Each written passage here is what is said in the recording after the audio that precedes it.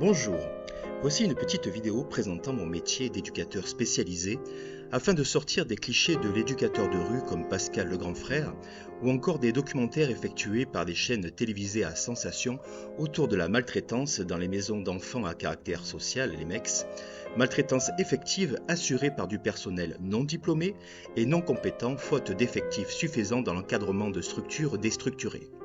Bien évidemment, c'est un point de vue purement subjectif en relation avec mon parcours et tous les termes ainsi que les situations qui vont suivre sont soumis au débat philosophique et politique.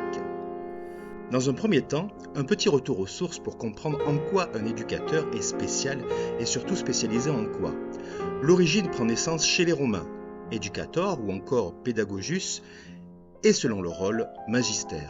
L'éducator est celui qui nourrit, élève, fait grandir, forme un enfant, un ado.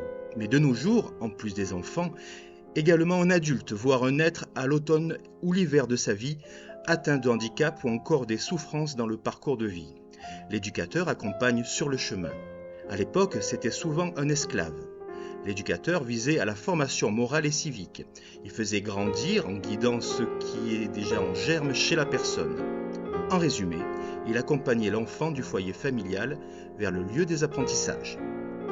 Il se passait beaucoup de choses sur ce chemin, cette voie, et c'est toujours d'actualité. Des conseils, des confidences, des projections de vie, rassurer, accompagner les désirs même si c'est pour aller vers un mur et l'aider à se relever pour un autre chemin, identifier les besoins sans émettre des projections personnelles, telle est la voie.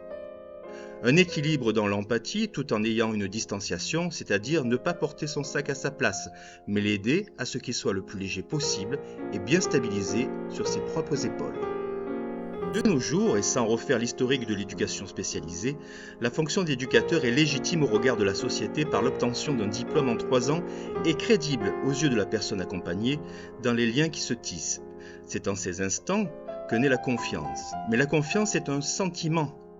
Quand la confiance est rompue, il faut pouvoir continuer à travailler, tripalium, 3 pieux, instrument de contrainte ou de torture, normal pour un esclave. Tel le Sisyphe d'Albert Camus, l'éducateur doit parvenir à être heureux dans sa mission répétitive et pour la plupart du temps sans finalité observable. Il peut être un technicien et se détacher de tout affect ou au contraire y mettre son cœur au risque de le faire saigner, tout comme un enseignant. Il n'y a pas une seule façon d'être éducateur, mais il y a un état commun à surmonter, accepter le fait de ne pas être témoin de la finalité de ses actions et ne rien attendre en retour. C'est en cela que l'éducateur est spécial.